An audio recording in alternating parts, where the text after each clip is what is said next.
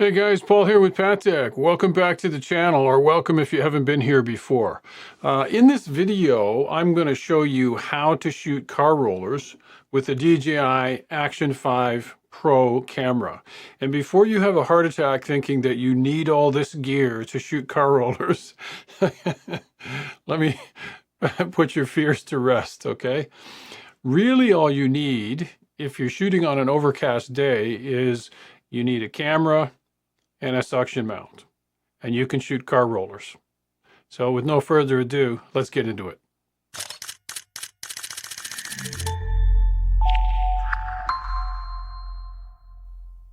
Okay, so before we get too far down the rabbit hole, let's define what a car roller is.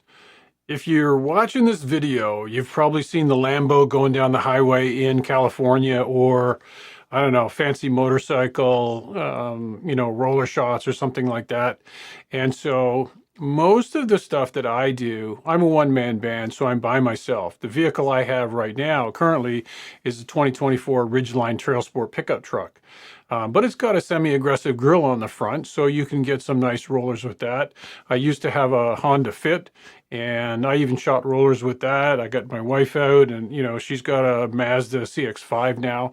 So let's say that a car roller is two vehicles. So you've got one vehicle that you're filming and you've got another vehicle that you're attaching your camera to. So in that case, you're going to need a minimum of two people. And if you're using the Mimo app with the Action 5, then you're probably going to want three people to enable the tracking and position the, make sure that you're in frame and all that good stuff. Okay. So that's one type of car roller. The other type of car roller is where you're by yourself in your truck like I am, and you're mounting your camera on the side of the vehicle, the top of the vehicle, the rear glass, you name it, to get some interesting footage. Or for example, in a recent video where I'm comparing two cameras and you want to show the stabilization benefits from one to the other, something like that. So there's a ton of different things that you can do. And my primary focus in this video, I always say vehicle when I'm going to say video, is to show you how you can do basic rollers with the Action 5, the minimum kit that you need, and then I'll show you all the stuff that I typically use on a day-to-day basis to, meet my end goals. So with that said, let's jump in, we'll have a look. So really what you're going to need is you're going to need your A5 Pro, and you're going to need some kind of a suction mount. And I'm going to show you 3 or 4 or 5 different suction mounts that you can use. And what you see there is the A5 with the Ulanzi cage mounted on the Ulanzi SCO2 suction mount to the outside of the bottom left corner of my windshield. And I think that's where you say a few moments later. So you're going to need your camera. You're going to need some kind of a cage. The Ulanzi's an aluminum cage, got a little bit of weight to it. It's going to give you a little bit of protection. In case you didn't notice, I have an eye bolt on the SCO2 if I want to tether it to something. I would say the rule of thumb is no matter what you do, you need to have a window cleaner with you, Windex, soft fiber cloth, and clean the surface first, especially if you're sticking it on the outside of your vehicle, because the surfaces are curved. You got to make sure that, when you pump that thing up, that red line or white line, depending on the mount that you have, it disappears. And then you've got a good hold. The next thing you have to take into consideration is, look at the day we've got here. It's 3 degrees. I'm in Canada, out in Kawartha Lakes. It's 3 degrees Celsius today, so it's a little bit crisp. Supposed to be warming up to maybe 7 or 8. Woohoo! I'll be going to Cuba pretty soon.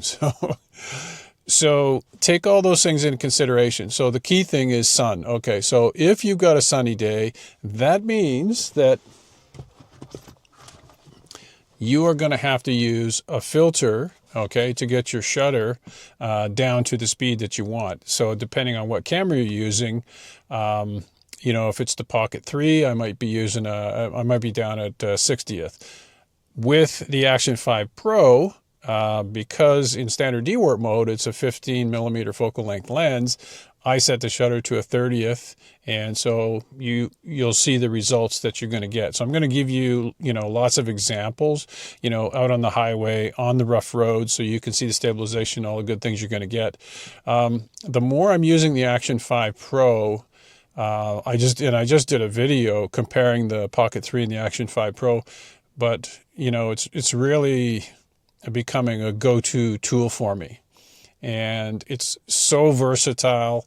And I even think that if you're walking and vlogging, the A5 stabilization is a little bit smoother than what you're going to get from the Pocket 3. Now, putting it on a selfie stick will help a little bit, but I think the software stabilization does a better job than the gimbal on the Pocket 3. So that's just, and so now, if you're wanting to do, you know, what I'm doing here, my setup is basically the SCO2 suction mount, the A5, Pocket 3, Lekong Huey mount to the top of the windshield, and then I've got another small rig. I have two of these small suction mounts. I'll put links in the description for you can get access to all this stuff.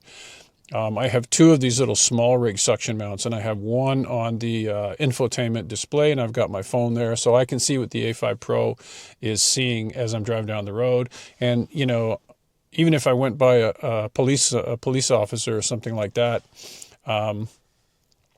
I wouldn't be too alarmed. They might say something about the camera sitting on the outside of the windshield, but I usually try to pick my places as to where I'm going to shoot. So, you know, that's the basics of what you're going to need and the kind of setup. Now, there's also a minimalist setup. You don't have to have the phone. You could just use your camera and the suction mount, press record, and away you go. As long as you set to a 30th and you're using a filter if it's a bright sunny day. If it's a cloudy day like yesterday, then you won't need the filter. Okay, so if you're going to install your Action 5 Pro on the side of a vehicle, the first thing you got to do, like you've got your SCO2 suction mount to the Action 5 Pro, but before you do anything, I always carry a little bottle of Windex in the center console of the truck, and really simple.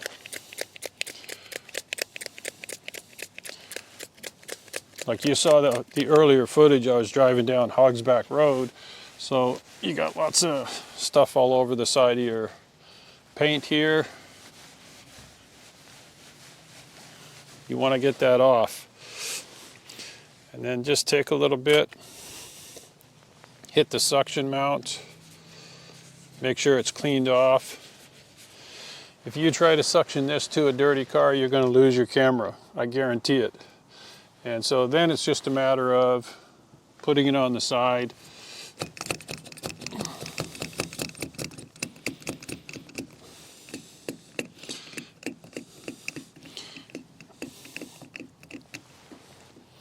You just want to build up enough suction so that red line is gone.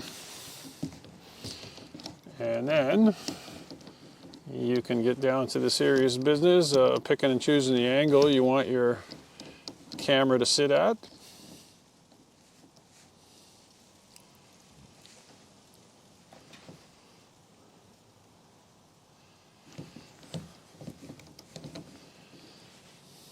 I think it might even be more interesting just to hang it like so.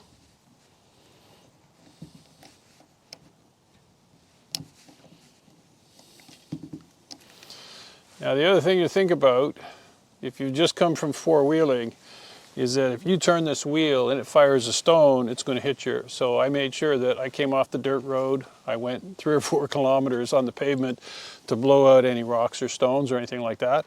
And that's pretty much it. Now, I've got an eye bolt on here. I could tether it to the mirror, but I've been using this for so long now, and I've never had an issue where it's come off, so I'm pretty confident with it.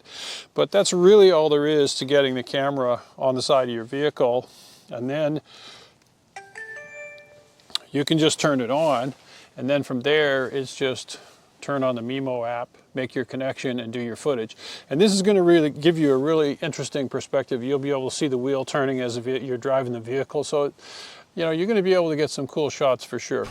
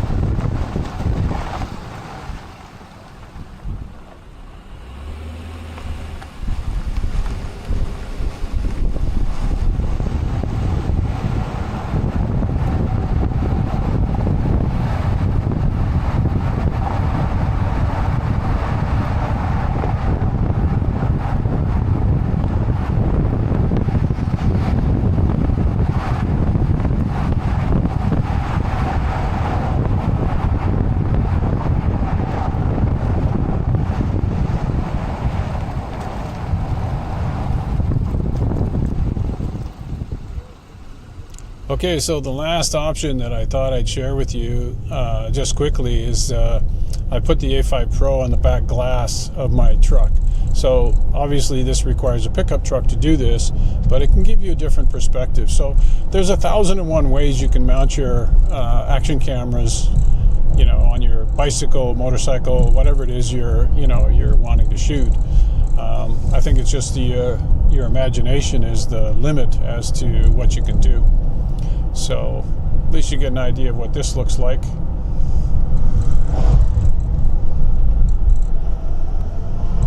And I haven't changed my settings because it's still a bright sunny day. It's coming up close to lunchtime, so the ND16 seems to work pretty good in this regard. So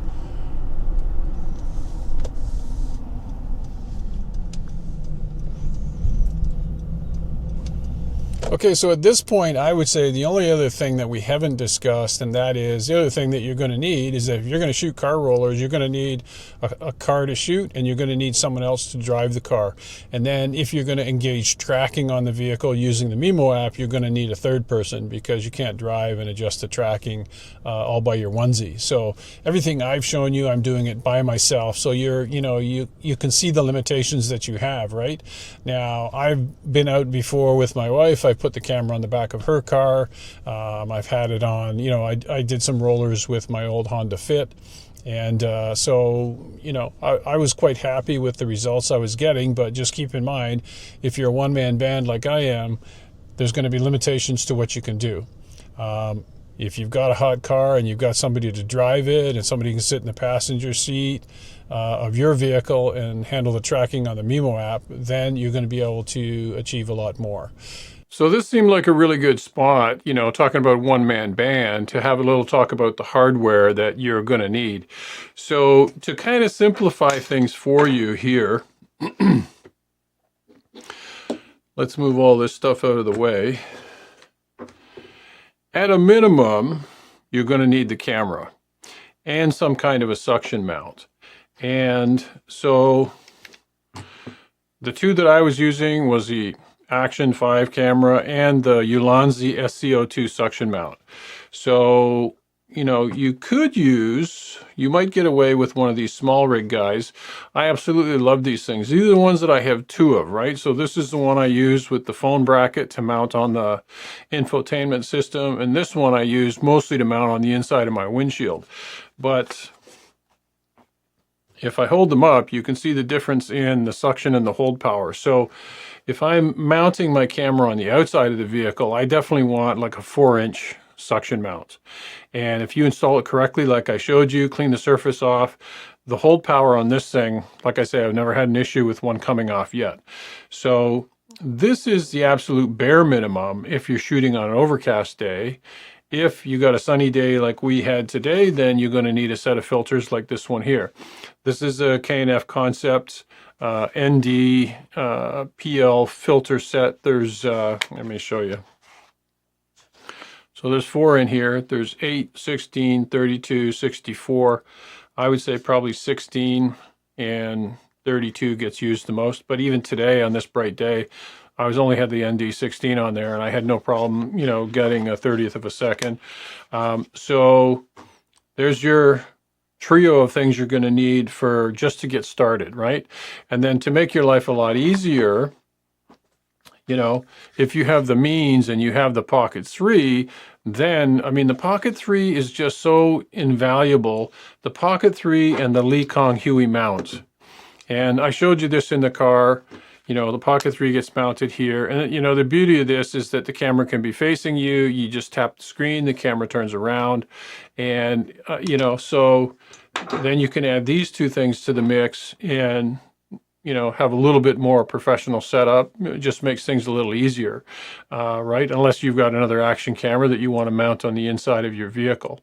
And then, part and parcel of this are these two mounts here.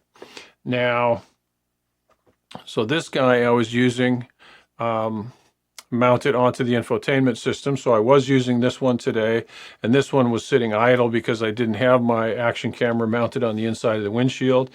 And then the Telesin neck strap, which you've seen me use 1,000 times. And I actually just got this really cool little ball head device here. I'll put a link to it in the description. I'll put all this stuff in the description for you. This is made by HSL, but it just, the beauty of it is you can just turn this lever and it really gives you a fantastic range of motion to aim the microphone. And that's always helpful when you're trying to get good audio. So, you know, there's what I was using today, pretty much. Now, other days, this might get added into the mix. And then on other days, you know, the Move Max blade arm. And I mean, this in itself is an invaluable tool for stability, more designed for the Pocket 3, but I've used it with the Action 5. So that, you know, in a nutshell, is everything that I've been using for car rollers and getting really good results. And I use this stuff every day. Like every time I'm out shooting in the truck or what have you, this is the gear that I'm using. So it's tried, tested, and true. You can go out and buy it with confidence. These are small rig mounts. These are, you know, invaluable, little spring-loaded phone clamp. It's not expensive. I know I say it's not expensive, right? But I've been at this for a while, so I just keep, you know, adding on these little pieces as I go along. This is not the, you know, it's worked out really well for me, and I use it all the time. But I haven't seen anything better than this, to be quite honest with you. It's a very inexpensive mount, but it works, and so I continue to use it. But I'd love to see someone come along and make something a little better than this. But so far, I haven't needed it. So that's my gear guide for doing car rollers. Okay, so last but not least, I promised I would share my settings with you, and so let's do that now. The camera's on. You're just going to tap on the right side of the camera here. You're going to go to the exposure mode. You'll notice I've been shooting in D-Log-M, but just tap on exposure, and then you're going to tap on manual, and then once you're in manual, you can just move up and down to change your shutter speed. And so, like I said, I was using 1/30th. ISO 100 to 800 was perfectly fine, but you can change that exactly the same way here. And I mean, outdoors, you don't need a really high ISO. So 100 to 800, and then once you got those two settings locked in, hit confirm, tap on the screen, and you're good to go. And so once you've got that done, you're really off to the races. And then the only other variable is your, no pun intended, your variable ND, your ND filter and polarizer. And I think I said I was using a 16, ND16, which is what I tend to use on days like today.